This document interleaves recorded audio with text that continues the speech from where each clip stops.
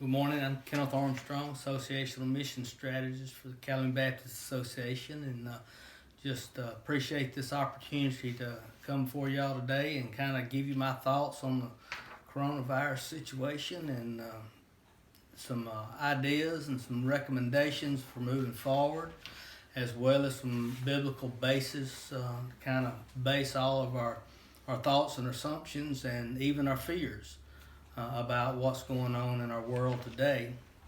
Three scripture verses come to mind when we begin to talk about the coronavirus and all of that. First scripture reference is 2 Timothy 1 and verse 7. Paul, talking to a young pastor, reminded him that God has not given us a spirit of fear, but of power and of love and of sound mind. We don't need to fear this pandemic to the point of panic.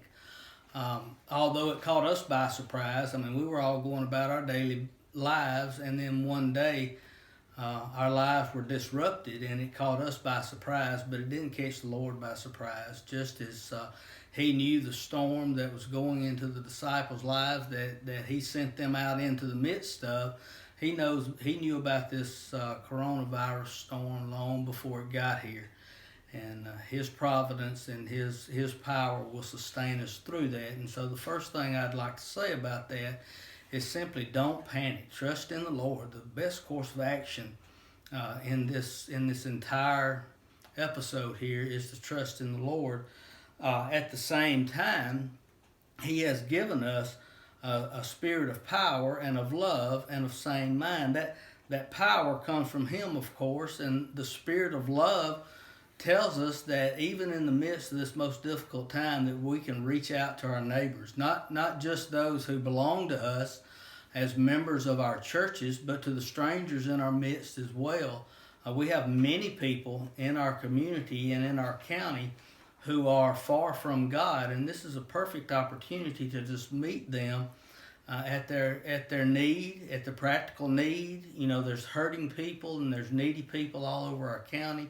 This is a perfect way to have a gospel impact on them in the midst of this crisis. I can remember back in the days of Katrina and the gospel impact that New Orleans Baptist Theological Seminary had in impacting the city of New Orleans in the wake of Katrina.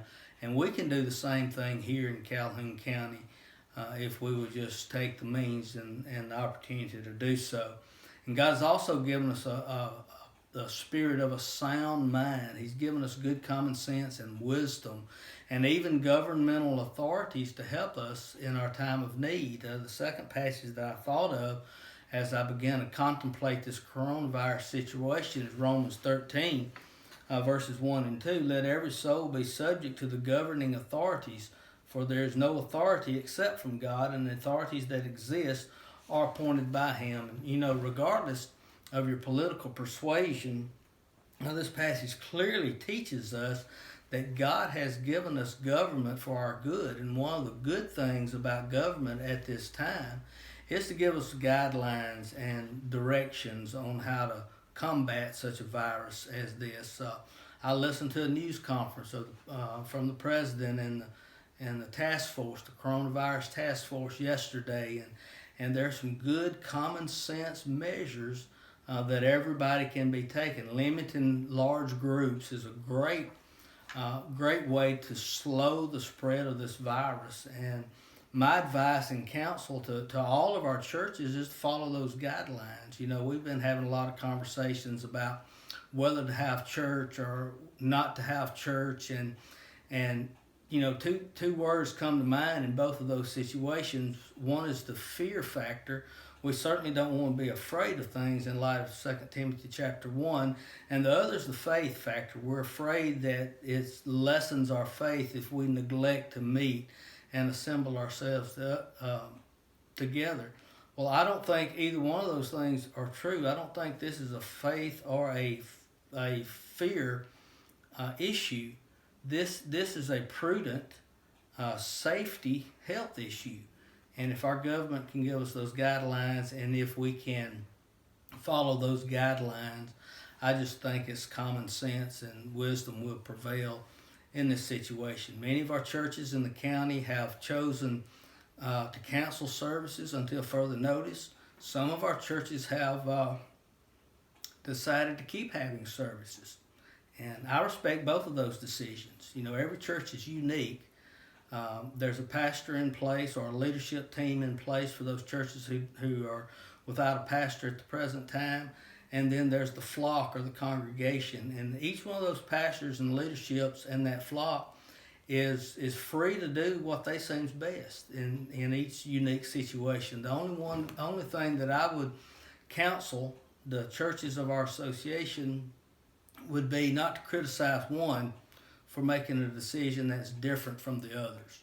All of these are led by great men and women of God, and they all have their best interests of their flocks at heart. And so I would encourage you to follow those guidelines. And then lastly, at the associational level, we've made the difficult decision to suspend all large group associational gatherings up until the fall meeting. Our fall meeting is still on schedule, and we plan to have that.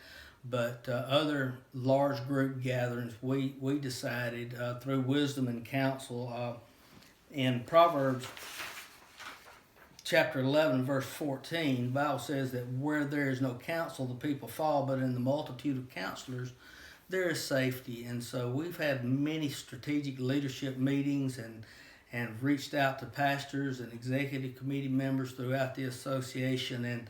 And through all of that counsel, there seems to be a consensus that it would be the prudent thing to do to stop gathering in large groups at the present time. And so we're sending a letter out to that effect. It'll be in the mailbox within the end of the week to the pastors and executive committee members, and hopefully that news will then be transferred to every member of our congregation. We're working on a Facebook page specifically geared toward all of this information, and so look for it, Calhoun Baptist Association on Facebook, and then like that page just as soon as we get it in process. This is all